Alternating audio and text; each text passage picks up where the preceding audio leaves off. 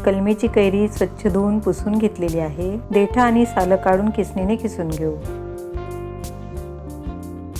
किसून घेतलेली कैरी, जेवढी कैरी घेतलेली आहे तेवढंच खोवलेलं ओलं नारळ, हिरवी मिरची, 5 लसूणच्या पाकळ्या, 1 इंच अद्रक, चवीप्रमाणे मीठ, ड्राय रोस्ट जिरा पावडर, कैरीच्या आंबटपणाप्रमाणे आणि ओल्या नारळाचा पण गोडवा असतो त्याप्रमाणे यामध्ये गूळ टाकायचा आहे। एकदम सॉफ्ट पेस्ट तयार झालेली आहे। यामध्ये थोडंसं पाणी टाकून मिक्सर फिरवून घेऊ। सर्व एकदम सॉफ्ट बारीक झालेलं आहे। उन्हाळ्याच्या दिवसांमध्ये गॅस जवळ जास्त वेळ उभं न राहता अगदी झटपट ही आमटी आपल्याला बनवता येते। आमटी जेवढी घट्ट किंवा पातळ पाहिजे त्याप्रमाणे यामध्ये पाणी टाकून मिक्स करून घेऊ। आमटीमध्ये टाकण्यासाठी फोडणी तयार करून घेऊ। ही आमटी पोळी, भाकरी, पराठा, थालीपीठ, धपाटं किंवा आपण ही आमटी भातासोबतही खाऊ शकतो। ही गरमागरम फोडणी आमटीमध्ये टाकून घेऊ। मस्त टेस्टी चटपटीत कैरीची आमटी तयार झालेली आहे। लाईक, शेअर आणि सबस्क्राईब करायला विसरू नका।